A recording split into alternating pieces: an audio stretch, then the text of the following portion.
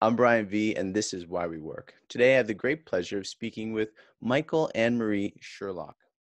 Michael is a company culture design strategist, speaker, author, corporate trainer, and podcast host.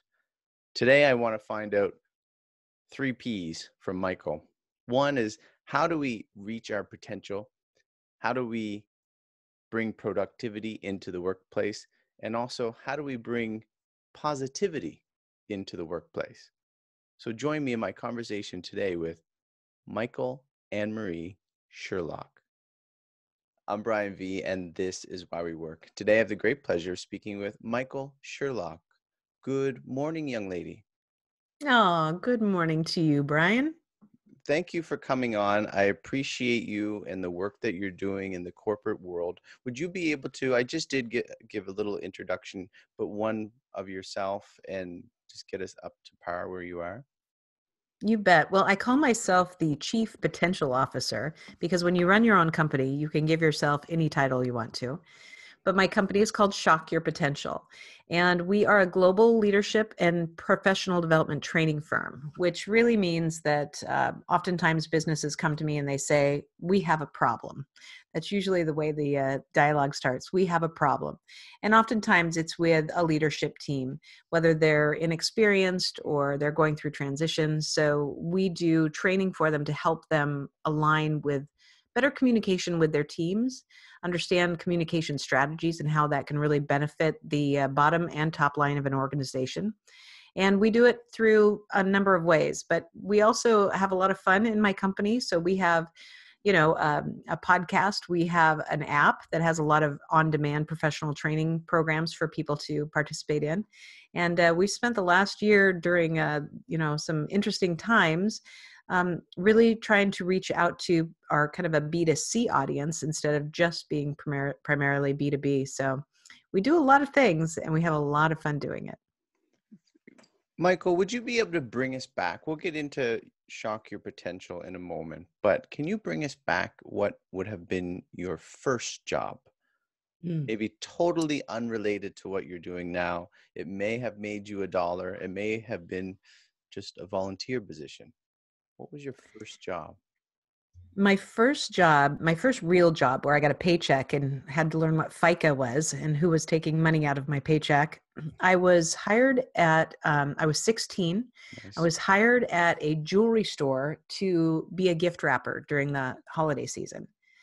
And it was one of the greatest opportunities for my life because I was so fascinated when we had downtime in the mall where we were. I would read all these brochures about the diamonds that we were selling or the Rolex watches or the Yadro porcelain. And I soaked up information like a sponge.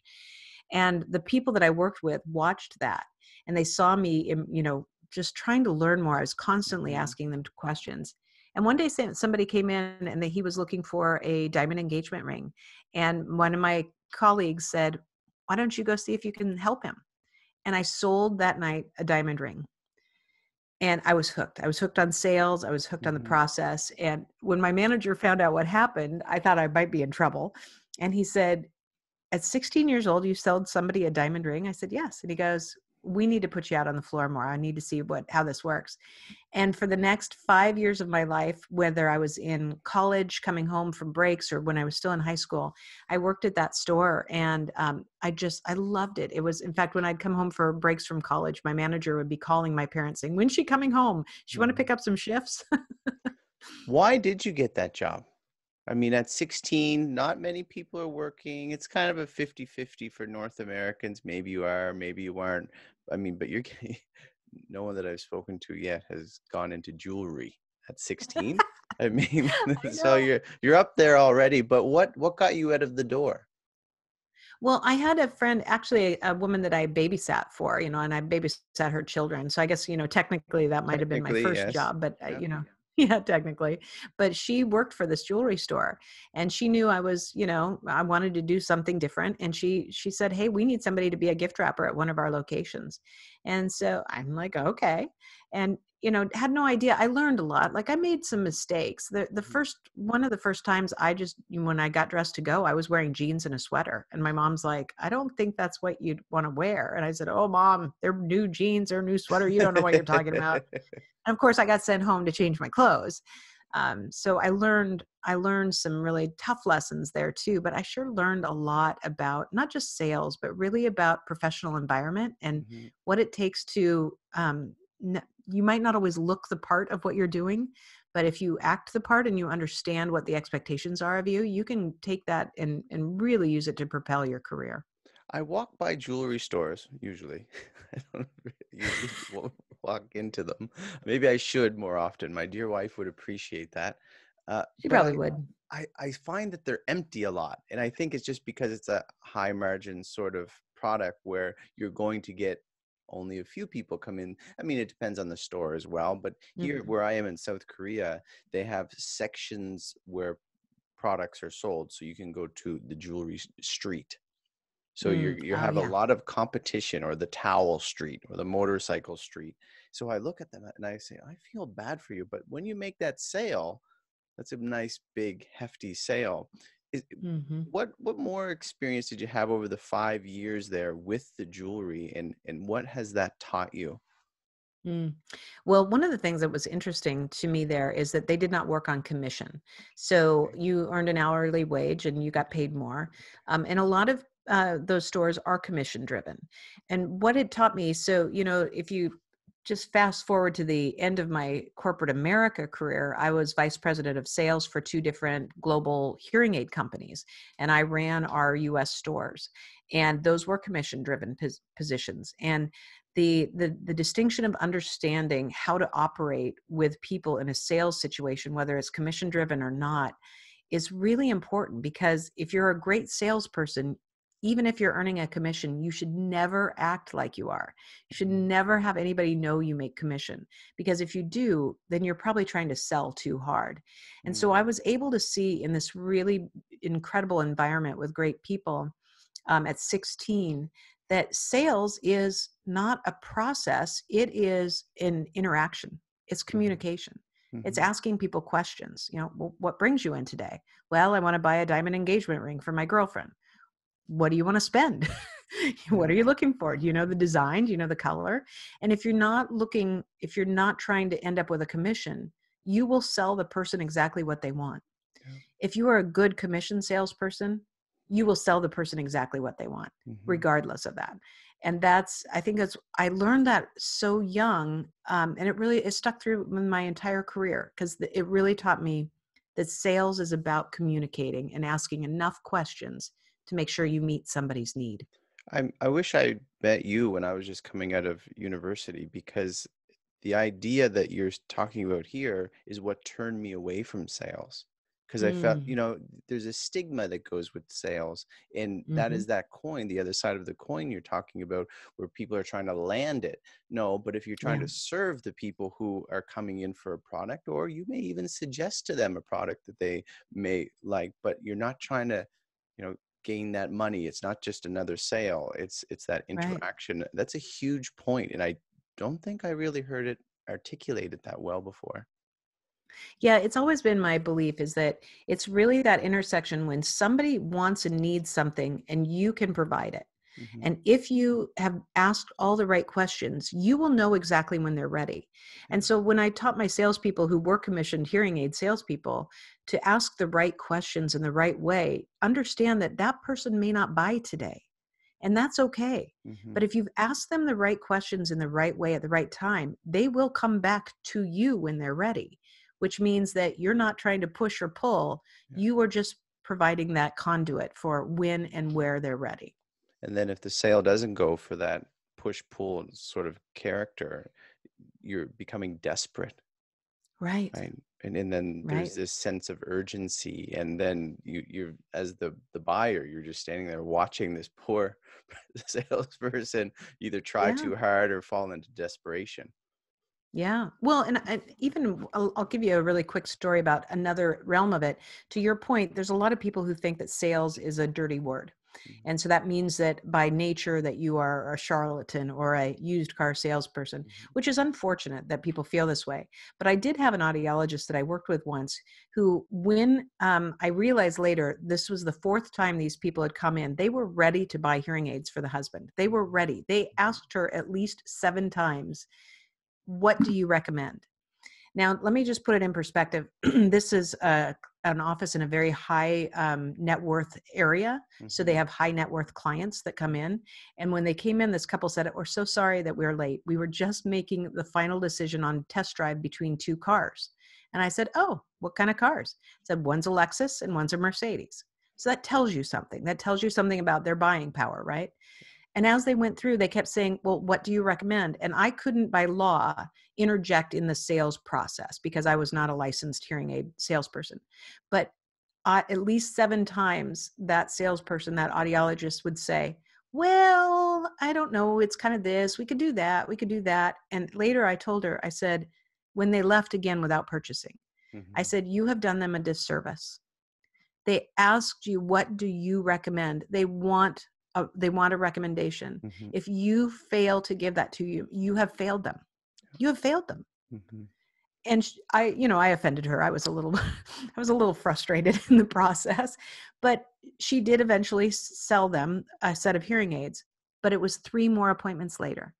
And it just broke my heart because that was so many weeks that he could have been having help, but he wasn't because she was afraid to say, this is what I recommend. And if they were the salesperson bringing their opinion in based on their experience rather than say the commission versus, maybe there's a higher commission here, then it could be a truly objective view that the consumer would truly just feel and appreciate coming from them rather than, if someone's selling you something and it's more expensive than product A or B, then you're like, okay, in the back of my mind, I'll be thinking, I know why he's trying to push this. But if that salesperson, maybe that's just me, but the person, the buyer would be looking at the salesperson and say, I know why you're doing this. And then you have that push and pull effect, which I think is what you're. Well, and you can also say things like, you know what, I actually I'm going to tell you what my top choice is. And I'm going to be clear that it is the most expensive, but this is why I believe it is. Now, if you want to consider some other things, here are the next 2 choices I have, and you lay it out and you're just very honest about, the first choice you do believe is the best, then I think that there's a lot of integrity in that, but it has to do with the confidence of the person who's making the sales, trying to conduct the sales connection for the person. Yeah. So Michael, after jewelry, you're talking about getting into college. So where was your mind in getting into college? What were you thinking? What was your pathway? What are some other jobs as you were doing the jewelry part-time along the sides? Were you looking at something else as well? Oh, I'd laugh just because I changed my mind so many times in college. I went in, I didn't know what I wanted to do. Then I wanted to go into psychology, which I have a psych minor now. It's actually, I was 1 credit away from having it be a double major. So which to me is a part of everything I do in leadership and sales anyway. But I ended up finally deciding to become a teacher. And I remember my family saying, sorry, was that your first idea, or do you want to be a psychologist? You weren't sure, you're just going to go this next step into education? Yeah, I wanted to be, I didn't know. I had no idea. I just knew I needed to go to college. Second is I actually wanted to become a physiological psychologist, and I wanted to work with terminally ill children and their families. And there was a point in my life where I realized I don't have that emotional buffer. I can't do that. I would be devastated working with people like that. Love it would be incredibly powerful, but I knew that I couldn't handle that much sadness in my life. And so then I was like, well, I could become a teacher. So it was kind of like the third thing. Was there a reason why you're pursuing sort of, as what did you call it? The position for physiological psychologist. Physiological psychologist for children, and then becoming a teacher. Was there a reason? I mean, you babysat was your technical first job. So was there some reason? Did you have siblings, or you grew up with a bunch of children that you just wanted to help out there?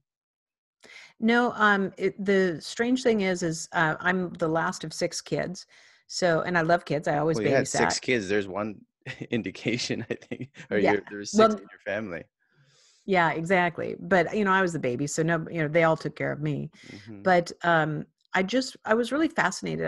I loved every one of my psych classes, and I took one class on physiological psychology, and it really prompted me to think about, what could I do with that as a career? And I was doing volunteer work at Swedish Hospital in Seattle.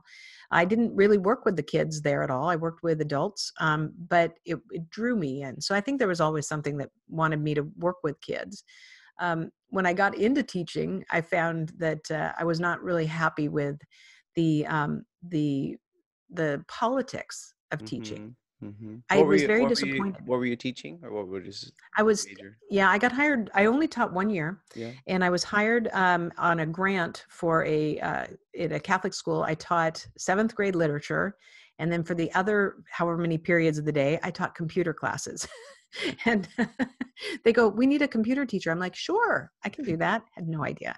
Luckily, it was the Apple IIe's with the floppy Yeah. disks. Yeah. Basically, I was a babysitter in the room. Mhm. Um, but at the end of the year, the grant ran out. They didn't have any money for it, and all the teachers, there were teachers being laid off left and right in my city, so because there weren't enough kids coming in. So I had to pivot, and I went a whole completely different route and never looked back. Although teaching is such an element of what I do. I just teach in a different way now, and not to not to junior high or grade schoolers. What was your decision process for pivoting so extreme? Well, there was no choice. I mean, I couldn't move, so I couldn't, and there were just no teaching positions. So there was no place for anyone who was just a 1 year, tenured Mhm. teacher.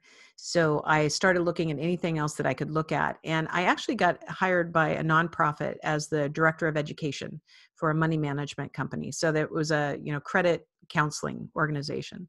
So in that, I got to still experience my love of teaching. I created a lot of courses, taught a lot of courses, and worked with teachers, loved it, but worked with adults. And but then I ended up, learning about how to do marketing and how to do public relations. Mhm. And so I ended up doing media interviews all the time. And it was one of those moments where I remember going, wow, this is really such a strange change in my career. And I'm so happy that it happened. Wasn't happy at the time when I got laid off, but Yeah, later you thinking look back. now with Shock Your Potential and your other books that you've written, do you look back and say, this is where I started to gain traction? This is where you became you? Oh, absolutely. In fact, I started a training company then around that same time Mhm. and was really passionate about it. I was teaching people how to do marketing for their small business, how to be better at, public speaking, and had, some great ideas, but I wasn't to the point yet where I could sustain myself in that. So that dream kind of had to be put on the shelf for a while. Mhm. Had So to, then, you got to get a paycheck. as you mentioned, you got into the hearing aid business as well. And then was there anything else that you did before your present Oh, position? I've done I've done so many things. Yes, so I left. So I transitioned from the nonprofit to long-term care. So I went into like nursing home and skilled nursing facilities where I ran marketing and public relations for their buildings. I went from that into pharmaceutical sales. And from pharmaceutical sales, I got into the hearing aid industry specifically, where I started actually just working with hearing aid practices as well as ear, nose, and throat doctors who sell hearing aids. And I was teaching them how to to build their businesses, to Mhm. have this as a profit center in their business. So that was really where I started to, learn how to impact businesses at a huge scale. And along the way, then I had my own company again where I worked just myself with hearing aid companies and ear, nose, and throat doctors, and then went into VP of sales positions for a couple different companies, and finally, said, okay, it's time for me to pull back to my entrepreneurial goals, and do this right now this time.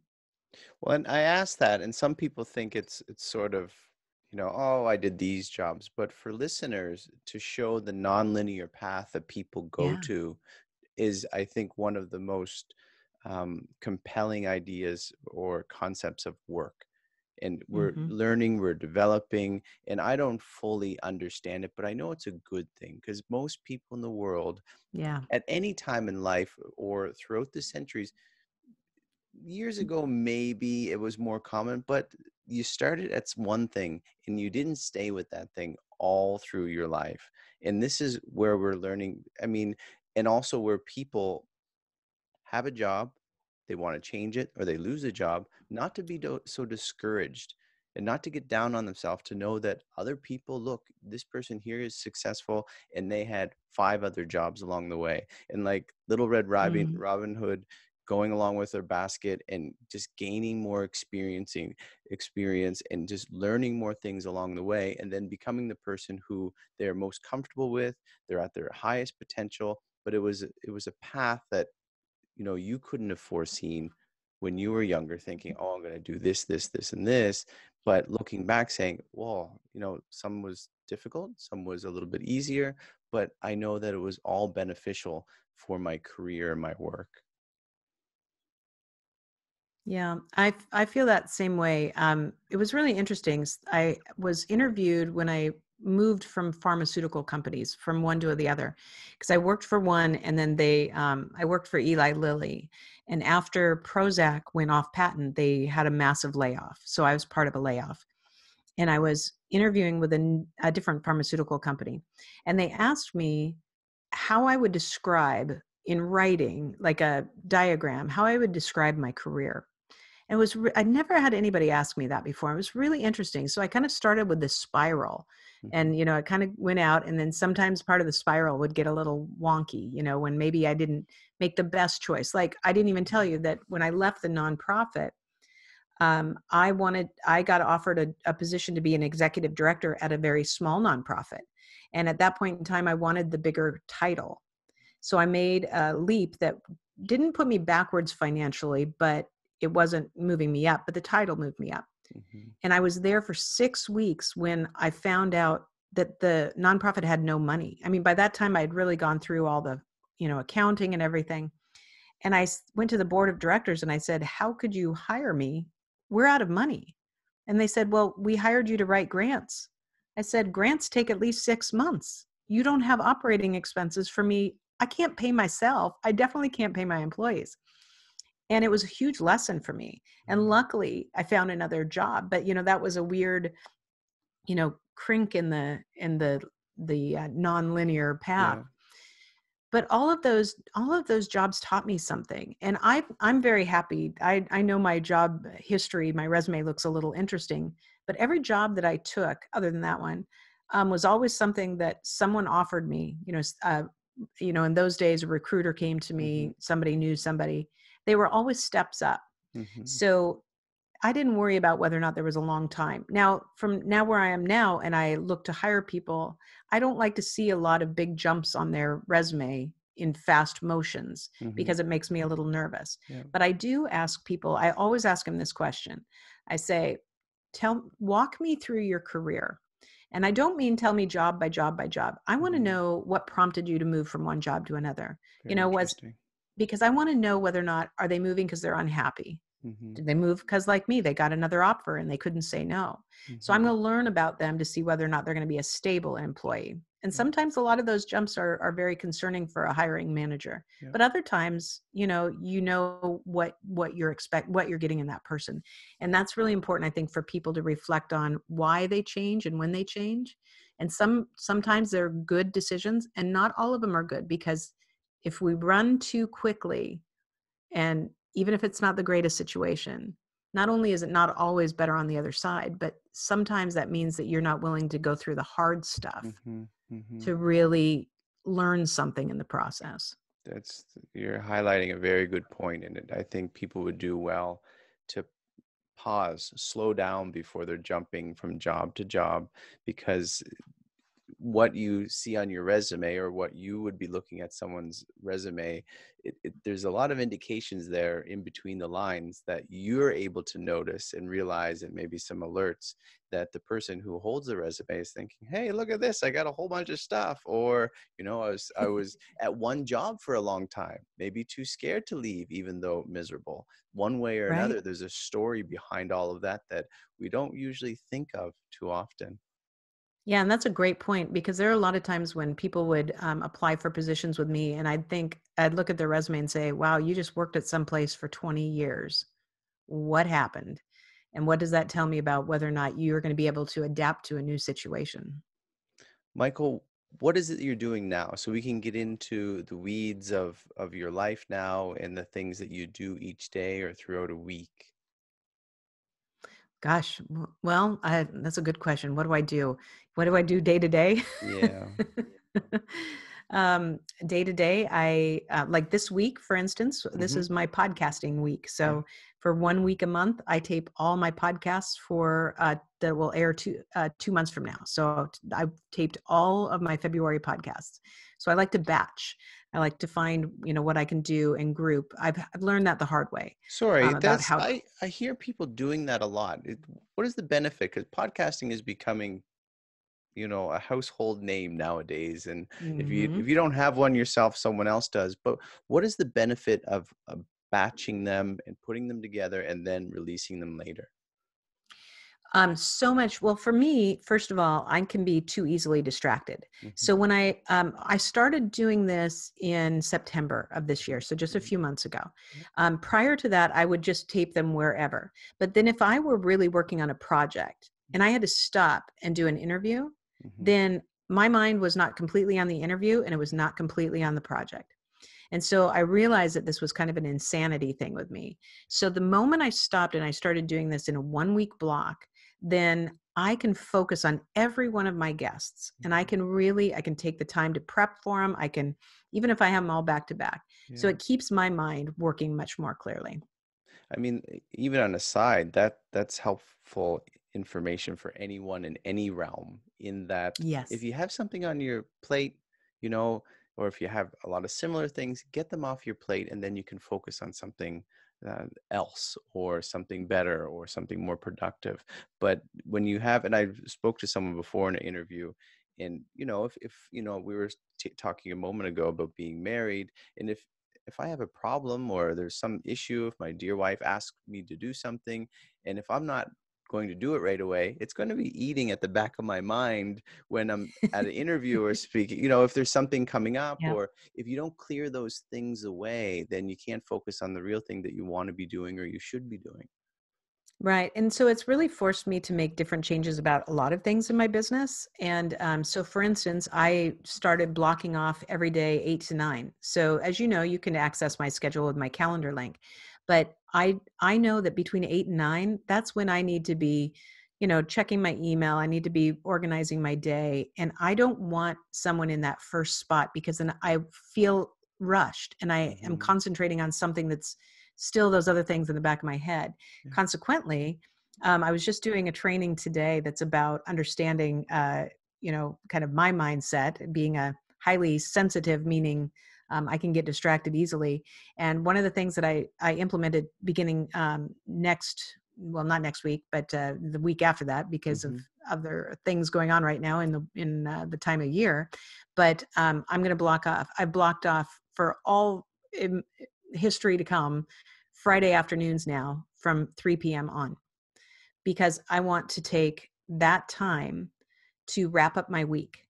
One of the things that's really important to me is having a zero inbox emails. I don't want any emails in my inbox on Friday afternoons. Now I know when I get it all done, there's going to be another email that comes through, but that's part Ding. of my, Yeah. yeah. Because No, if it's in my inbox, it's something I have to do. yeah. So I need to do that to. I want to do that to clear away everything. To say, okay, I'm done. What else do I need to do? Work on my project list for the next week and be able to really shut down my mind. So I'm very excited about implementing that one. Clearly didn't get that on the agenda for this week, but getting there. Is there, usually I ask people about a tool that they use to stay efficient. Is there something that you use that keeps and helps you stay on track? Yeah, and this is really helpful because I have a pretty large team now, and my entire team is remote. So my entire team is out of Kenya. So to keep us all on track, we use a system called Asana, and it's a task management. And it's so I have that open every day. I have my to-do lists. My team knows that if they need something from me, they give me a task. How do you spell that? So ASANA. Okay. Yeah, so if they need something, they don't email it to me or send me a text message. They give me a task and they tell me when it needs to be done.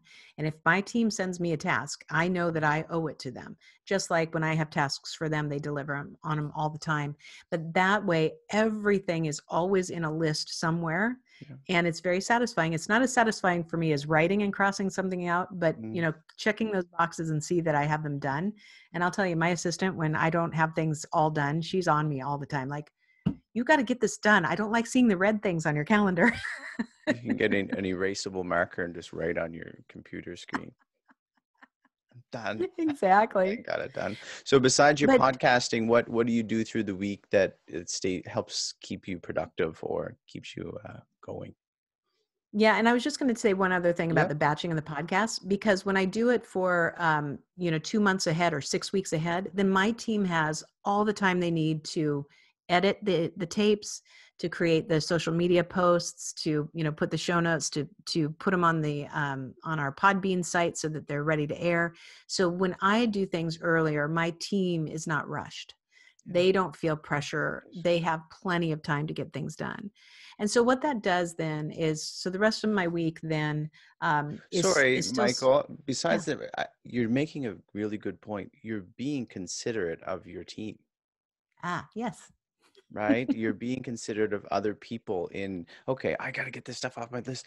But also you want to give your team or whoever is in your life some extra time to do the work that you know that they have to do, because you don't want to dump on them, whether it's once a week or every so often or randomly, and it has to be due, or you want it to be out for Monday or something like that. So it's just a point that you're being considerate in other people, and not all people are considerate of others. So it's just a really good to really consider those other people's in your lives that in your life that you will affect by the things that you do. Well, and I'll tell you what, I found it out because we were having an all staff meeting and somebody said something about my marketing director losing her mind. And I looked at her and I said, Lorna, am I driving you crazy? Like, I didn't realize I was last minute on something. And she goes, kind of driving me crazy. And I started laughing. I'm like, why didn't you guys tell me I'm driving you crazy? And so we all together came up with this idea of, let's really get ahead of this and let's work well enough advanced that none of us feel the last minute pressure. And that way everybody can take a relief. And what happened then is my whole team got more efficient because they know that during this week they can get other things done because I'm doing this. They can work on other projects. And then they have the rest of the time to do the other parts of their job that relate to the podcast, for instance. So it's really about, making sure we're all working together efficiently as possible. So as you move past the podcasting, what else is it that takes up your week? So right now we're have a lot of focus on our app. So we, when COVID hit and my speaking and training calendar, went blank, we were finally able to work on a project I'd wanted to do for a long time. So we created the Shock Your Potential app. And what this is for me is it's an opportunity for me to train individuals more directly. So instead of just, working on the B2B factor, now we're really going B2C also. So we launched the app in July and really in beta format. So we have about 1,000 users right now. And we spent the last couple months reformatting, learning from what our users had told us. And so beginning again on January 4th, we have a ton of new content. So we've got new elements in there. We're giving a lot more things that are interactive. And we're really excited about bringing this to the market on a bigger scale. So right now I'm in the midst of creating a lot of content for that. Working with, my app manager to make sure we've got all the pieces moving and in the right place. But to me, it's probably the most exciting thing that I'm working on right now because it really is the evolution of what I want to do with my business and where we go with it. So is this, not knowing myself, but helping businesses with the customer experience and allowing them to understand their customer better, is sort of information, some tangible in their hand sort of stuff that can help them just be better in whatever, in their walk of life, that they can take with them? Is that the purpose of the app? Yeah, well, it's really not even designed for our business clients so much as our individual, followers. So about 80% of my followers are sales managers at mid or entry point of their career, and they're trying to climb the ladder. And what I mean by followers are the people that consume more of my daily information in my podcast are pretty much like the 18,000 followers I've got on LinkedIn. Mm, And we've got others elsewhere, but that's my biggest following. And so what I've learned from them the last couple of years is they are hungry for ways to develop themselves. So just like with your okay. podcast, Yeah. where do I get this information to make me better, help my career more? Yeah. So we really designed this for them. So there is a morning motivation message that 5 days a week, starting again on January 4th, will be just like me saying, good morning. Yeah. Now, my Yeah. focus for today is gratitude, whatever. So it's Yeah. just a motivational message. I've done some funny things. I've done some serious things, but we have an element called the Potential Lab. And in the Potential Lab, there's videos that are much longer where I'm tackling issues like, what do I do? How do I have difficult conversations with my employees? Yeah. What do I do when I'm not making budget? How do I make budget and still retain my humanity? So we have some different types of content there for them.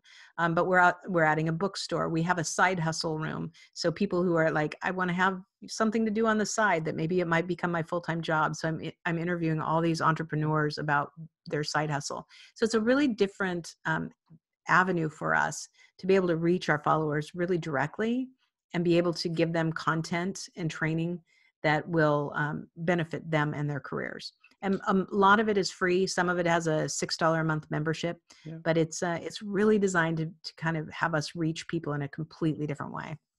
So Michael, as a speaker, which COVID kind of buckled the knees of everyone this year, Mhm. you're an author. How many books have you written? Well, I have released two. Okay. I've written. I've got two more that are almost completed. So, and one of them is a novel. So that's going to be very fun. Although my first two published books are business books, one on leadership and one on sales, but Tell they're me written like more. Is novels. that Tell me Yeah, more? yeah, And so, and shock your yeah. Tell me potential more. How listeners. to ask the right questions and get the most out of your employees. Yes. We had a little glitch. Yes, I'm sorry. I think we had a yes. No So yes, problem. the first one is tell me more, how to ask the right questions and get the most out of your employees. And my second one's called Sales Mixology, why the most Mhm. potent sales and customer experiences follow a recipe for success. So as an author, speaker, and corporate trainer, you're mixed in a lot of things, right? And you're also a design Mm-hmm. strategist as well. What is difficult about all the tasks and hats that you're wearing? Probably figuring out where, what do we need to be driving at any certain time. And that's why we've gotten a lot more clear as a company and as a team this year to drive the podcast for where it needs to be, because this will be the first year we'll have sponsors for the podcast. To really use my podcast, for instance, as a platform for a couple other things, because we actually have one other business. um, but really deciding to shore up kind of this element where we reach I'm on a our cliff. I'm followers on a more. cliff here. What's your other business? Okay, so I'll tell you, it's very Okay. fun. Yeah. So I alluded to the fact that my entire team is based out of Kenya, and I found this out from a client of mine. So a couple years ago, I worked with a client that's based in Singapore and Thailand, and so I went to visit them. I knew he had some team members in Kenya. The head of his team from Kenya came to Singapore to meet up with us for meetings. And I just got to know her and a lot of other people. And I said, how do I get one of you? Mhm. And she's like, I'll come work for you right now. I said, I can't steal you from my client. That would be bad. But she introduced me to some other people. Yeah. And I ended up making my first two hires this time last year. And so over the course of the last year and a half, I have added more team members. And people constantly are asking me, how do I get somebody like that? And one day when 3 people in a row said, how do I get a Lorna? Can you help me find a Lorna? I said to my husband, we have another business here. We need to start this. And he's like, yes, we do. So we started a company called KuKua Biz. And the website's going to be launching finally next week. But it's we're matching talented people out of Kenya with, it started out as US small businesses, but now we actually have somebody in the UK and somebody in Mexico that are about to bring on their talent for the first time. And we're just matching them with affordable talent that's a dedicated person to their business. Yeah. And we're training and motivating the talent on the other side. So we talk about the clients and the talent, but it's a really exciting new adventure. Is this akin to a virtual assistant? Mm-hmm. Is this, yep. And so they may, so we're connecting virtual assistants, marketing people, social media marketers, website designers, kind of you name it. If you need it for your small business, we've got somebody that either can do it right now or that we can train to do it. What is the website going to be when it launches? It's going to be KuKuaBiz.com, and KuKua is spelled KUKUA and then Biz, B-I-Z. So if anybody's interested in learning about it before the website goes up, they can always email me too at michael@shockyourpotential.com. So you're busier than I thought. Yeah. And in your experience, like your experience runs deep. It's not superficial. It's not, I worked here and here, even from jewelry, right? At 16. Where are you finding the satisfaction in these valleys and hills that you're experiencing along the way? What is keeping you going? Well, I would have answered that question much differently prior to the pandemic, because I always get a real high when I speak and train. There's something so satisfying about, working with people through their challenges in leadership. But obviously that changed. And so our whole focus changed. Now what I'm so proud of our app. I'm really proud of our podcast. Our podcast just exploded this year. And I'm realizing that there's a whole other niche there that is really, we're just now even scratching the topic. We are booked solid through May and already have guests booked. We're doing 5 shows a week. We already have shows booked half of June, July, August, and September. And I can't keep up with it. So now I'm like, we have so many people wanting to be on the show that we're not going to be able to accommodate them this year. Yeah. And so I'm excited about that because it means we're doing something right. People are listening.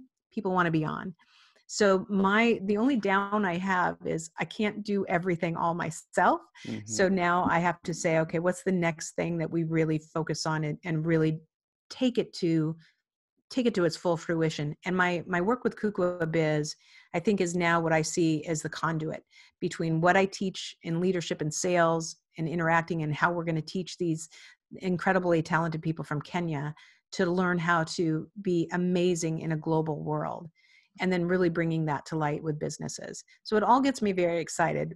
Unfortunately, sometimes I get myself a little crazy. But I think you're doing a great job, right? It's probably, there's probably a lot. And as you mentioned to me about working with your husband, there's different dynamics that go with that, but at least you're working together, right? Some people don't work together. And while it brings difficulties, I know, it just shows that you're a dedicated team, and where you're reaching out, it just shows that you have a vision for something bigger than, well, just myself. It's only about me. So especially with working with a spouse, right? Because it's the two of you working together. And while that dynamic can be straining at times, you guys are working and building something together. And that there's a lot in that, and it helps the relationship as well. Can you speak of maybe in what you're doing now, a skill set that you just have to have for listeners if they want to be in your pretty shoes one day? I know you're big on shoes, that they just need to have this sort of skill to work on maybe as they progress through their careers, and it's just something that they're going to need in the future. Yes, absolutely. I want to make sure we're still good. I think we froze a little. We might have froze.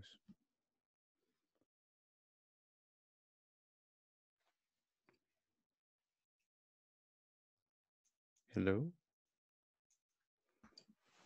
Okay, I think we're Yep. back now. Yep. Sorry. No worries. Um, yeah, absolutely. It's really the premise of my whole first book. So it's called Tell Me More. And there's a really important reason for this, is that if I could go back in my career and do anything differently, it would be to have learned this skill much earlier. It would have, I've had a great career, but it would have propelled me much farther faster. And it's about the act of really engaged listening. So oftentimes, as people are trying to come up in their career, they want to look like they have all the right answers and they want to be the one that solves the problems. But true leadership and true evolution is about asking the right questions at the right time. So I alluded to that already in the sales process. And so let me give you an example. When I first started leading a team of about 500, I had 32 managers that reported to me. And I was really good at solving problems. And we were taking the company through a massive transition. I had things coming at me left and right. So when they would come to me with a problem, I'd just give them the solution. Like, Michael, what do I do about this? Here's the answer. Go do it. And I became so adept at solving so many problems at once that I really screwed myself over. And the reason I did is that I trained them to say, we can't do anything without Michael making the decision. I trained them to depend on me. I trained them to hear in that dialogue that I didn't trust them to make decisions. And it came at the price of me kind of losing my mind, but it also came at the price of them not excelling as leaders themselves as quickly as they should have. And so when I realized that, I stopped and I started asking the question. So, you might come to me with a question and, say, Michael, what do I do about this? We've had this crisis. And I'd say instead, Brian, tell me more. Tell me what's going on, which is going to force you to tell me a little bit more. It's also going to get you out of the fight and flight mode. And so I'd ask you variations of tell me more over and over until you've told me everything. And so when you have told me everything, by then you've calmed down. Then you start to see things clearly.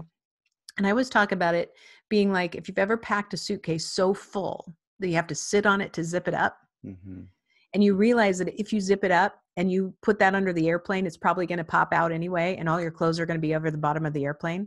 So you have to unzip it and take everything out. And when you take it all out, it's all laid out. You have decisions to make. First of all, you can see everything clearly, but you have to decide, do I need to just pack it more neatly? Do I need to get a second suitcase? Do I leave some stuff home? And that's the same thing as with the process of questioning, is it allows you to help people to see all those parts. And basically by that time, I could say, well, Brian, it sounds like you've, kind of unpacked this issue. What do you think you should do? And 99% of the time, you're going to have the exact right answer. Yeah. And the great thing is that in that moment, I get to say, I think that's an excellent idea. Let me know if I can help you. Is there anything you need from me? So what I've done is I've validated that you've made a wise decision, but you also know that you came to that decision on your own. You understood the process. And in the 1% of the time, if you didn't make the right decision, if I think it's going to be harmful, then I can still say, well, Brian, let's talk about that a little bit. I have a couple concerns with that approach. Do you mind if I share what I'm thinking? Now, by that, I'm showing great respect to you because I want your permission for me to tell you why I think you're wrong. Yeah. And that takes me out of I'm the know-it-all, and it takes me into the true leadership level. And whether it's, it doesn't have to be somebody coming to you with a problem. It could be any interaction where when you stop long enough to ask just a few more questions, you slow yourself down, you slow your mind down, but you show that you are willing and able and interested in what other people have to say. Mm-hmm. And that's when you really rise to the occasion. That's when you become seen as a leader, even if you don't have leader in your title yet. Mm-hmm. As you're saying, I'm thinking of when you first were getting into business and people were coming to you. I'm thinking of like a baseball player just hitting balls away. Okay, solve this problem. Go here, or someone with a fly swatter and just, okay, here, go do this. And then reversing it into like catching a butterfly. So you catch the butterfly, and then, as a child, so many kids around here catching little bugs and stuff, and then you're releasing it. So that's what you're doing. And opposed to, as I just thought, like you hear reporters asking questions of anyone, right? Celebrities Hmm. and they have this question they must Yes. ask. I got to ask this question. And then it's like, it was what any other questions that were coming, or say it's a sports or a political person, and it's just not the atmosphere for that, or not Yep. that way. And they just ask that question that particular way, and it's totally out of Yep. context, or it was just asked. Like Yeah. someone asked the question and they weren't listening because they were so focused on what they needed to do. And by listening and absorbing and going about a different way would be, it would make us all better listeners. Yes. And I know you had, my friend Rocky on your show before, Rocky Romanella, yeah. Ramanella. And I love him. He's just so fabulous. But one of the things he taught me long ago is that when you are even considering promoting somebody within an organization, that one of the things you should ask yourself is who's already in the job that they just don't have the title. In other words, who's Mm, already operating at a higher level than their colleagues? So they already have the street cred with their colleagues. They already have the mindset. So sometimes we want to think, oh gosh, who do we have to promote, or, what are we going to do? But when you really stop and slowly look around, you will see the people that use this kind of strategy because they're already showing themselves, improving themselves among their colleagues and their peers to be the people who are going to create calm, who are going to find solutions, but they're going to help you. They're not always making the solutions. They're helping the entire organization to continue to operate at a high communicative level. it's tough to I can't say. communicate it very well. No, it's very, I would have botched it worse. But it's good. I mean, and that's good on you too, to look around what resources are available to you, and even some, budding business person or someone that's just coming up, and you can see that they might have the potential there. They just need Yes, some of that listening that you can instill, and give them some wisdom or some patience and some guidance, and that maybe that is the person, rather than outsourcing to someone else, bringing some other people in. Michael, absolutely. what would you like people to understand about you that they don't understand, that what you're trying to do, not what you don't understand, but what they don't understand, um, and how knowing this about you and your drive and your passions, knowing this will help them better appreciate what you're bringing to the workforce. Well, it's funny because I'm clearly very colorful. I have very colorful hair. It usually changes a lot. Maybe not so much in COVID. Blue has been a lot easier to work with. But I It's very nice, by embraced. the way. Thank you, A lot of thank you. people My husband couldn't. helped me do it this time. A lot of people couldn't pull it off, but you're doing well. But I embrace this part of me because I always say that I'm very serious about business, but I may not look serious all the time. And it's part of my it's part of me. It's part of my personality now showing through, and understanding it shouldn't matter what color my hair is. But it's funny how when I interact with people after a while, they totally forget what color my hair is because they understand I'm serious, and I take serious intent when I'm talking about leadership, especially, and professional development. But it doesn't mean that seriousness or professionalism is only one way. There's not just one way. There has to be something that's authentic. And that's one of the things that I try to make sure that I convey with everybody is we all have a brand. We all have stories and words that are spoken about us when we're not in the room. And I want to make sure that people know that they'll always remember I'm fun and that I'm a positive person, but that I know what I'm talking about and that I'm very serious about it. But my brand is my brand. Yours is going to be different. You don't ever have to have my brand. I don't have to have your brand. There's not one brand. The brand is when you know who you are authentically and you align how you operate in accordance to that. And when that happens, then you really excel in your career and your opportunity because that alignment means that the things you want people to say about you when you're not in the room are the things that they are saying about you when they're not in the room. That's very good. It brings out our character, the question of character, which I have for you in a little bit. Michael, thinking of 3 Ps that I've um, gained from some of the reading, that potential, Mm-hmm. productivity, and positivity. potential, productivity, and positivity. How Hmm. can someone in the workforce, you know, shock or realize their potential? How can they be productive in the workforce? And I ask that versus the question that you might have for your businesses is how can our employees be productive, right? Hmm. How can we get their potential? But from employees' perspective, how can we bring this to the table better, right? How can we bring these three things to you or to our bosses or to our company? Well, it's a great question. And the first thing I always talk about is I tell people, and I use my hand as an example, and I say, pretend your hand is a mirror.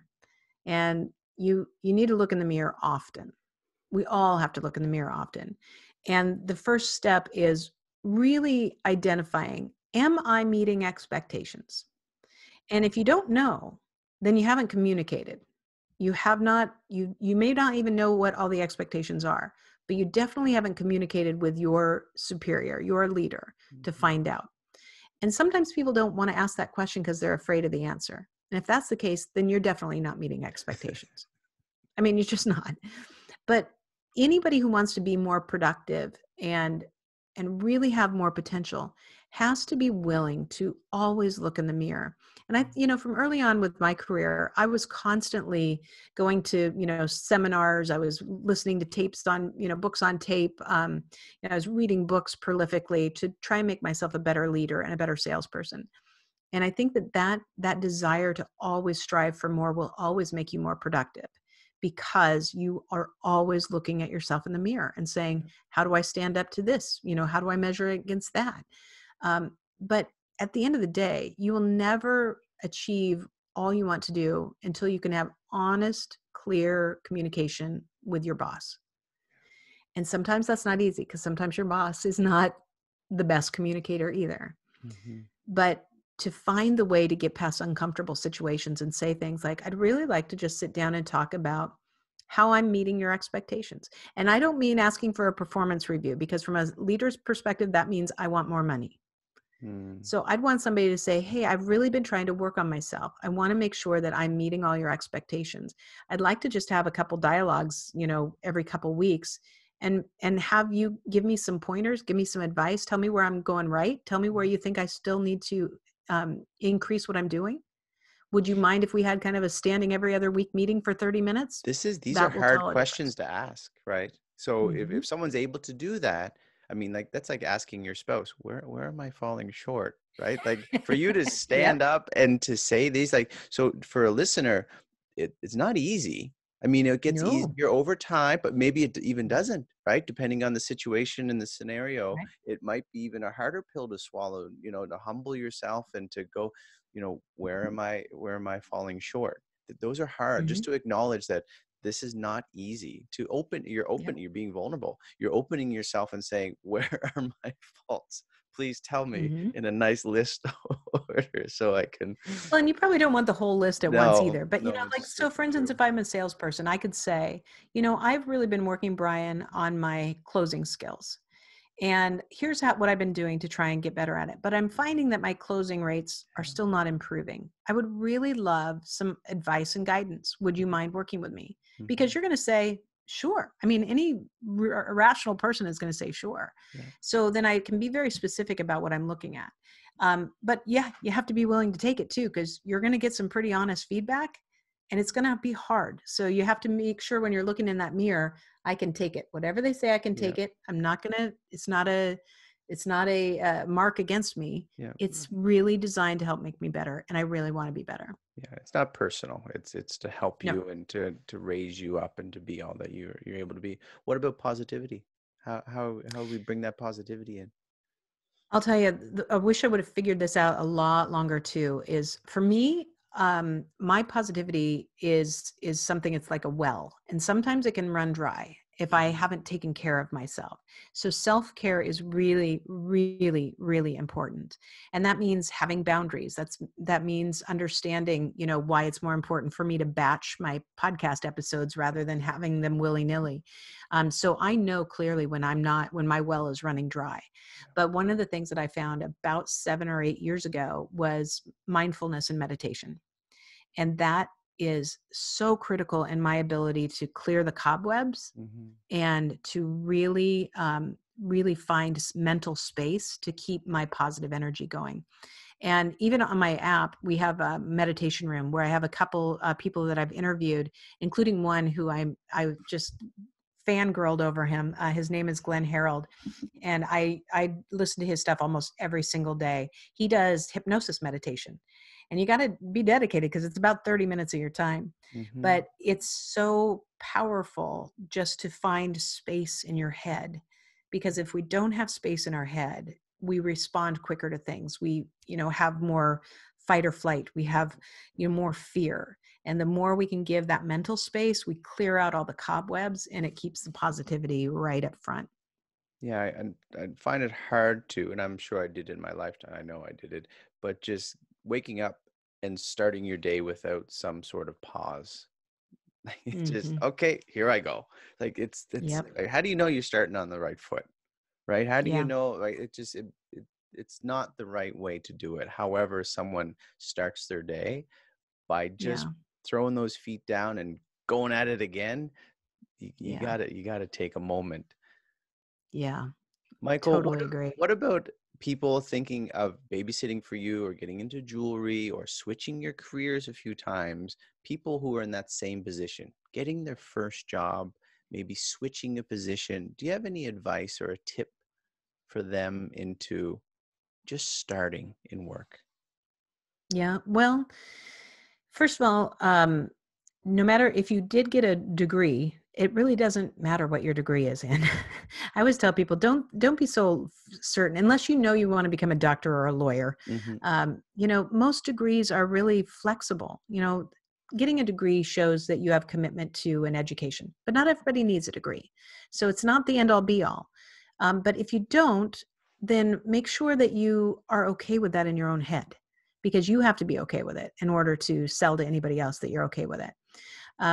But when you start, understand how important communication is. I've interviewed a lot of people that are immature in their interviewing process, meaning that they think it's all like, oh, you're going to ask me questions and I'm going to stand here and I'm just going to try and give them back to you. No, I want to have a dialogue with you. I want to know that you can converse with me. Conversations are important. They're important to understand how we communicate. But the same thing is when you are trying to make that decision, like what do I do? Just find some action. It doesn't have Yep. to be perfect. Yep. No job is perfect. No different job is any better really than where you are. Hmm. The only constant is you. So your skills at communication, your ability to self-reflect, your ability to try to figure out what the communication style is of the person that you're interviewing with or working with, those things make a huge difference. And there are easy ways to learn about them, but you have to be dedicated to it and you have to practice it. And by the way, I'll tell you, a follow-up email is not the same as a follow-up mail card that says, now I want a follow-up email if I interviewed you. But if Hmm. you also pop a card in the mail to me saying, thank you, that is a lost art that really, I don't care how old you are, that will shock somebody Even in such cursive incredible ways. handwriting would do too, Oh right over the my top. God. Exactly. So many They can opportunities to see take some of the old. what is this? Of course, I have terrible handwriting, so when I Yeah. try and do that, it's just a disaster anyway. But those kind of old school types of activities really still play out well in a world that we are so dependent on technology. I like what you said about action. I've come across in because my dear wife is Korean, we've lived in Canada together and we've met some Koreans who, and it's not about Koreans, but I know that this is universal. The idea that I'm not going to get a job until I get that perfect job. Mm, And I'm like, no, action, no, go get a job. Just get yeah, any go get a job, job. not something that you're waiting for that, just stay home and live off of someone else. Just go get a job. Just Just go get a start there, job, right? And please. it's so important, action. Like no matter what, if you're starting your first job, you want to switch, get out of something that's miserable, just do something, right? Just, if you're Yes. able, right? There's a section of the world that is unable, not talking about them, Yep. but if you're able to get a job, just put it into action. Do Oh, us yes. all a favor. Do parents and grandparents and the government a service by just staying active. Michael, Amen. you talked said a few things about your private life, but how do you turn off work and make those work life choices and try to balance that out to take that rest? You mentioned meditation, which is part of it, Hmm. but Yep. also what else? How do you do that? And is that a hard thing at your I've, level? I'm better at it now than I ever was before. Um, and so my husband and I, we have a couple things that are kind of our ground rules. So number one, if we are on vacation, so he doesn't just work with my business. He has a full-time job, but he has a very important job and he can take time off. But when we do, we both will take 1 hour in the day, usually in the morning, and we will answer emails, return phone calls, take care of any outstanding issues. And then the laptops are in the safe in the hotel Stored. room, Yeah. and we are on with each other. Now, people know that if there's an emergency, they can reach us. We understand that, but we don't get caught up in checking email or anything like that. We're really good about that. We both on a weekend will spend, an hour or so in the morning doing some things, but then same thing, everything's shut off and we spend time together. It wasn't always that way. I wasn't always that good. Yeah. It's something that's really, really important to me. We eat lunch together now that we're not traveling and we're in one space. Yeah. We eat lunch together every day at noon, and that helps us to keep attached to each other. And then, exercise together, spend time together, watch TV together. Those things are really, really important. And we've made it, I don't even know if we made it a priority. We just always, yes, we did. We made it a priority, but we figured out a way to keep the balance so the businesses keep running, but that our personal lives really stay in check. I mean, I think I have this experience as well because prior to getting married, or people who are not married think, what is she talking about? You make time for one another? Well, besides the dynamic of the relationship itself, the things just happen. And Yeah. it's okay, you got to go to this, you got to go to this, and then okay, honey, okay, love you, bye, or whatever it is. But it takes some effort. So for anyone who's not married, you said, well, we've always, and then you corrected, no, we've made it a Yeah. habit because we have to, just like exercise, right? How many Yeah. times have we gone a day, a week, a month, time without exercising? Because it just goes, and then you look and you're like, oh, I better exercise. Or you look at the husband or you look at the wife and you're like, we've not eaten together in a little while or sat Yeah. down for a moment. So it's a good point. And for people who are on the outside looking in, wondering, what Mm. is she talking about? Well, it's because Well, it happens. yeah. It is. In fact, when we're done here tonight, I mean, it's your morning, your time, but it's my night, my time. We're going to go for a run. And it would have been great to do it any morning this week, but I had earlier days with all the podcast taping. And these are the weeks where I have to put makeup on. There's other weeks I don't have to do anything. So, that's a part for us to also be able to, go for a run, talk about our days, kind of get some of that physical activity out, and then be able to spend the rest of the evening, relaxing and being together. That's great, and encourage people to walk, to run together, spouses. And now I'm feeling guilty, so my dear wife and I might have to do that again today. But yeah, those are encouraging, right? Okay, well, it's spending time together, going for a walk together, reminding people Yes. who either are not doing it or people who are doing it, oh, there are other people doing it as well. Those are encouraging Yes. things that we sometimes say, okay, well, but they're important nonetheless. Michael, I have just a few more and I'll just run down them quickly, but is there a mistake that you would have made or advice that you would have received that you were not listening to growing up or through your career that you wish you would have held on to? It's kind of like the skill that you wish you had, but a mistake that you made that you learned from, or someone told you something that you weren't ready or mature, as you mentioned, uh, to be able to bring that into fruition. Well, I think it almost goes in line with what we were just talking about. When I worked for the nonprofit, and I loved that job, and I was second in command in the organization. I helped grow them. I was having all these great opportunities. And I was out to lunch with a friend, and I knew that later that day we were having the board of directors meeting. So I knew, I had to get back and get the room set up. And I must have been thinking about that when my friend said to me, is there someplace you have to be? And I looked at him, I go, no, not for a while. Why? And he said, because I started counting and you have flipped up your watch and looked at your watch at least 30 times since we've been here. And I was shocked. I was mortified. I was embarrassed. I took that watch off. I didn't put my watch back on for at least 10 years because I realized that while my mind was so busy with all the important things that I had to do, I was not present with that person. Yeah. And he was a friend, but a business colleague. And that was such a wake-up call for me to realize sometimes you don't know what messages you're sending. And I never, ever wanted to make that mistake ever again. And it really, I think, is what prompted me to start thinking about why communication is so important and why being present is so important. And that if somebody calls you, at work and they have a business challenge and you need to focus on, that they need you, unless you're talking on your phone, put your phone down. If you're talking on the phone, make sure you're not looking at it. If you're sitting in front of your computer, move away from it. Don't let anything else distract you from that person who called and needed something from you. And that way you are living and breathing that true communication of saying what you have to say or what you need from me right now is truly important and I value it.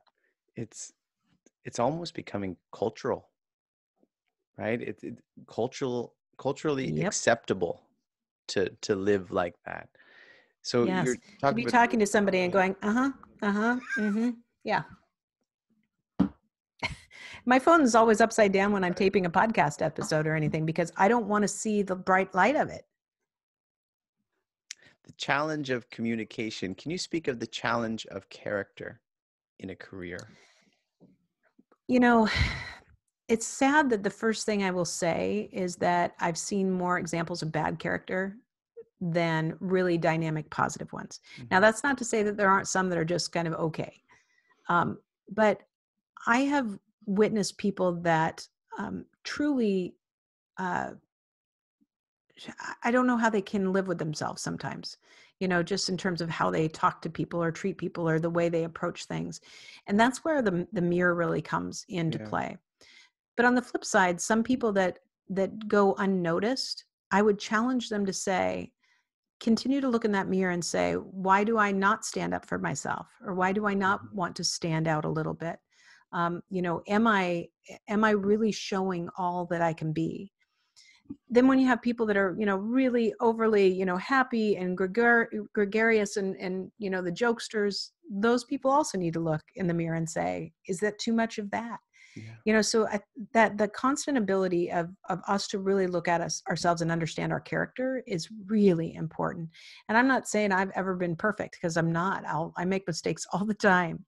But I hope that the one thing that people know about me is when I make a mistake, I will own up to it. I will say I screwed up. I didn't do that right because I don't ever want to pretend like I did. And the more we're able to reflect, our character will be developed from that, because that shows people that we want to continually advance who we are and where we are. It's interesting. We don't always think of our faults of commission, the things we do, and the faults of our omission, the things that we're not really doing. Yeah. Michael, what is your goal? What are you hoping to accomplish in your work? Or you might have an overarching goal or just some small goals. I got to go for a run today with my husband. I hope this podcast ends soon. Oh, I have probably too many goals. And my goals have changed, I really want to see this app become something that is a tool and resource for people all around the world to really find ways to continue to advance themselves, whether it's in their career or in their entrepreneurial journey. And I believe that we're really putting things together that will make it completely dynamic. In fact, my director of marketing said to me one day, she said, I want to see the Shock Your Potential app be something that people are waking up to check your motivational message, that if they have a job interview, they know they can go to it and watch a video on how to prepare for the interview, that if they, want to know how to get out of their job, that they've got a training that will help them, and that they really see this as their daily resource to advance their careers. And I went, wow, I didn't even think of it that big. Me too. I agree. And I'm like, I want that Yeah. too. And that to me, then is the evolution now with KuKua Biz, with these incredibly talented people in Kenya that have multiple degrees, that have great educations, but no place to use their skills. The opportunity to give them connections with other business people and truly make them global is so exciting. And the people that we are connecting, it's such a joy to watch. In fact, one of them, I just asked for a quote for our website, and she said, before KuKua Biz, I was in a job that had nothing that fed my soul. Now I am partnered with a training company where I am not only valued, I'm supported, and I am a part of their success. And I was like, drop the mic. It's so key, like to be part of a team that cares. Yeah. Right. However big or however small, to be part of something like that, and what you're doing obviously has an impact. And those are great goals. Those are great goals. Any overarching one? Move to Florida. That's what I had someone the other day. I want an island off the coast of Spain or something along those lines. I'm like, okay, good. Michael, in a more serious note, is there some adversity that you have faced that has either had a positive or negative impact on your work, but you are overcoming it? Thinking of more of what other people face. I had something this week that was just overarching. I'm finally to a mental state where it's not making me crazy every minute. We made the decision this fall. So when we do a podcast episode, it's always out there. It's always on our Podbean. It's always on our website. It's always in the app. We promote people. We're going to be pushing out people's video episodes a couple months after their episodes. We've got all these things in motion. We're always promoting. We're always trying to promote our guests the most possible. But we made the decision this fall to start offering our guests, after their audio episode aired, if they wanted to purchase the files for a very small fee. $19 for the audio only, $29 for the audio and video. And the reason we decided to do this is because many of my guests are, they like to have those things so they can manipulate the data, the files to use in their own social media. And so I sent these emails and said, here's how you can do it. Thank you for being a guest. Here's the files. I must have not been clear in how I wrote the email, because one gentleman then responded to me in a very strange manner. And the next day, he had started to blast me on this National Speakers Association Facebook page with about, 20,000 people, that I was unethical, that I was holding his episode hostage, that he, all this stuff that was all untrue. But it came from a miscommunication, and I don't know what else, but, and I didn't know about it until Monday morning. So he started this Sunday night about 10 o'clock at night. I woke up to it at 6:30 the next morning. Luckily, many of my friends and other guests commented and said, that's not true. This is not what's going on. But other people said, oh, that's horrible. She's so unethical. So it was a tarnishing of my reputation. I was devastated. And I did get on there and I said, you are incorrect. Here's where when we release your podcast episode, here's the link to it. Here's all the proof. Here's what I wrote in the email. None of these things you are saying are true. I don't know why you're tarnishing my reputation. And eventually he took everything down. And I really had to step back, because two people who commented were also guests of mine who said they were offended by the email that I sent to them. They didn't understand why I would charge. And so I still believe in my practice, and I'm going to keep it, but I'm going to do it much differently. I'm going to make sure it's very clear. And I don't expect people to do it. They don't have to. But I had a number of people who immediately wanted to buy the files because that's something they needed for their websites. It's an extra service. I see that as. And so, like I said, I'm not charging you $100. it helps cover our processing and promoting fees. So I'm still fine with the practice, but I will do things differently. But it was a really great lesson to learn Yeah. that before you send certain messages or you think you've got something in line, make sure that you are really looking at it, reviewing it, and contemplating, because Yeah. one person's misperception really can cause significant damage. 20,000 But people's what, world. Yeah. yeah. And I don't know that everybody saw that, but Yeah. I mean, however many, Yeah. it's, I think most people will forget about it anyway. They probably didn't know who I was, but still at the same time, it also did damage to me and my psyche. And that's the thing I need to protect more than anything. Well, I like your humility in it and said, maybe I, I didn't write it as well as I could have. Yeah, Right. And that's clearly. important, like not right off the bat, he is completely wrong. Although the thought could be there, but to say, you know what, maybe I just wasn't as clear as I should have been, and start off on Absolutely. that foot, and Yeah. then proceed. Thinking of this and the adversity you have faced with the adversity other people are facing this year, notably, but all through life, life is a challenge. Do you have some words of encouragement for people who are in work? I mean, I just said to someone I interviewed yesterday, my mom had passed this year. We lost my dear wife's grandmother. My dear Mm. wife lost her younger sister, my Oh sister-in-law, boy. uh, in a tragic happenstance, and almost lost my job a month ago. And I said to the guy yesterday, but the heartaches, and I was in a funk this week too, just like, Mm. but what I experienced is a drop in the bucket compared to what some other people, and not to compare, but for what other Mm-hmm. people are experiencing. And they haven't been in a funk in a week for a week. It could have been a month, a year, Mm-hmm. a decade, but they're looking to work. Or they're still dragging themselves to work, or they're Mm-hmm. scared to work and they're not working, but they want to. Do you have any words of encouragement, just off the top of your head? Because I know, and some people say, well, that's a hard, how do I encourage the whole world to get out of depression or something? Mm-hmm. But just words of encouragement for people who are experiencing some difficulties in their lives. Yeah, well, I think, first of all, is make sure you're surrounding yourself with positive people. It's really important that we take a look, because sometimes it's easy when we're in a funk to get around people or engage with people that are also in a funk, because you Or feel like, no one else. yeah, yeah, or no one else by yourself. Yeah, exactly. And we're social animals. We need and crave that community, but we want to make sure we're getting the most positive community. I also think that, every time when I talk about looking in the mirror, sometimes we can look at it through the wrong lens too. Sometimes we're looking at it very critically.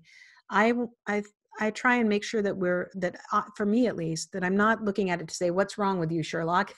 But like, okay, what are we going to focus on next? But sometimes giving yourself a little break and saying, okay, I'm doing the best I can right now. But if there's somebody that's saying, okay, I don't even know where to go from here. I don't, maybe I want a new job, maybe I want a new life, whatever, is starting to actually write those things down. Write them with pen and paper, not on your computer. The physical act of writing your goals and your dreams down really does start to create different patterns in your brain. And as we start to write that and read it and write it over again and read it again, we start to get a little bit more confidence about what we can do. Because if I want a new job and I keep saying, I want a new job, I want a new job, then at some point I'm going to have to say, well, what kind of job? Well, I want a new job, maybe in banking. I want a new job in banking. I want a new job in maybe I want to be a teller. So you can start to move yourself through different layers of, well, what's the next thing if you want a job in banking as a teller? Well, start looking at banking jobs. So then it gives you some steps to gain confidence to start to have more action. Very good. Yeah, flush it out, especially with Yep. paper and pen. Flush that out, those ideas out, because we have a lot of different ideas throughout the day, and we need to get the Hmm. the good ones out and reflect There's a on lot those. of gunk. One other thing I'll tell you though, because I was talking to somebody I interviewed this week, and I thought this was really brilliant. She said, we need to be very careful of our internal dialogue. So the things that we're telling ourselves, because if you're in a negative thought pattern and you say, what if I actually recorded this? what I'm saying to myself, the things that I'm saying to myself, and I played it out loud, what would I think of those words that I'm saying? I'd probably not say them to anybody else ever. Mm-hmm. So how do we stop the internal chatter Yep. and really say, okay, am I saying good things to myself? Because if I'm not, I need to stop and change that dialogue, because that is going to keep me in a place that I don't want to be. Sometimes that internal dialogue, I think, is and not to lessen the meaning of it for certain things, but it's a way to excuse ourselves from action, Yeah. right? In some Yep. ways where I'm not this, I'm not this, then I'm not going to do it. I'm just not going to do it, right? Yep. Mm-hmm. Michael, I'll show you. how can people reach you? If there's anything else you'd like to add, but how can people reach you, find you, and connect? Well, great. Well, first of all, our website is shockyourpotential.com. You can go to your app store and download the Shock Your Potential app. You can look up the Shock Your Potential podcast. And if anybody's interested in KuKua Biz before our KuKuaBiz.com website is up, they can email me at michael@shockyourpotential.com. Michael, one final question, and that is, why do you work? Mm. I find such joy in helping people find success, to become better leaders, to become better employees, to become better salespeople. When you see somebody move themselves forward, change their mindset, get that next promotion, there is such benefit and joy in that for me, knowing that just by motivating, talking, pushing, challenging, that people take steps on their own for their success. And that's really where the shock in Shock Your Potential comes. It's that I know that I can provide, and my business can provide, that jolt of energy at times that will get you from where you are to get moving towards where you want to be. I need you to promote my podcast. Michael Sherlock, Shock Your Potential. I have appreciated your time and your work that you're doing. Thank you so much. It has been quite a pleasure being on.